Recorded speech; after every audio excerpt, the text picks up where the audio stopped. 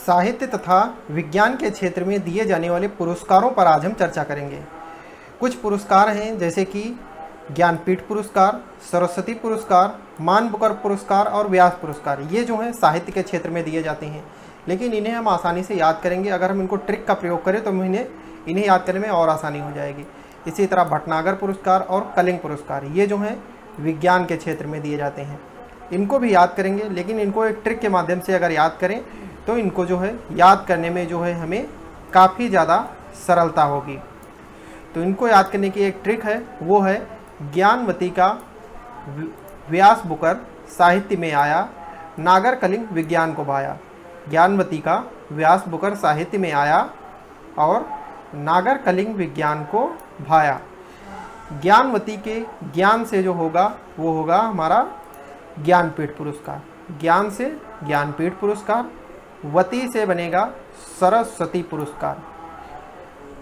वती से सरस्वती पुरस्कार, ज्ञानवती का व्यास बुकर, बुकर से मान बुकर पुरस्कार और व्यास से व्यास सम्मान। ये चारों पुरस्कार जो हैं ये साहित्य के क्षेत्र में दिए जाते हैं। साहित्य के क्षेत्र में जो लेखक उत्कृष्ट कार्य करते हैं उनको ज्ञानपीठ पुरस्कार, सरस्वती पुरस्कार, मान बुकर पुरस्कार या व्यास सम्मान से सम्मानित किया जाता है। इसी तरह से जो है विज्ञान के क्षेत्र में भी कुछ पुरस्कार दिए जाते हैं। वो कौन से हैं?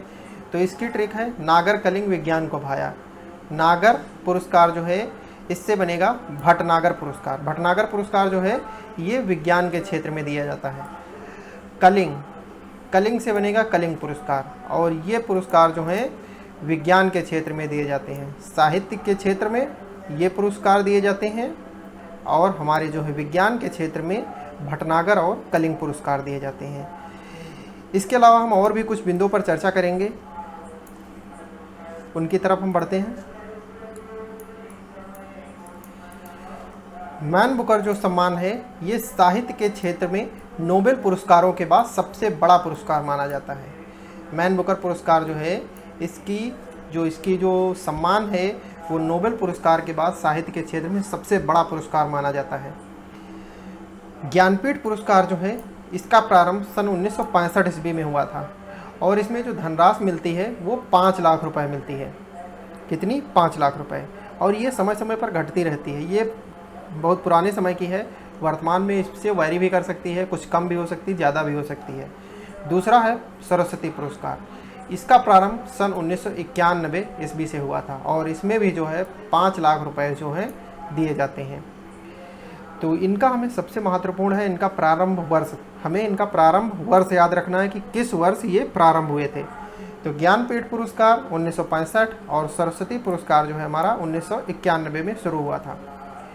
मान बुकर पुरस्कार जो है ये प्रारंभ हुआ था 1968 ईस्वी में और इसमें जो धनराशि दी जाती है वो 10,000 पाउंड दी जाती है।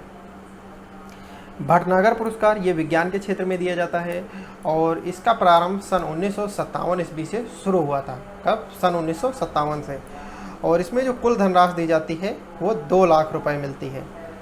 कलिंग पुरस्कार ये भी जो है विज्ञान के क्षेत्र में दिया जाता है और इसका प्रारंभ 1952 ईस्वी से हुआ था और इसमें जो कुल धनराशि दी जाती है वो होती है 1000 पाउंड।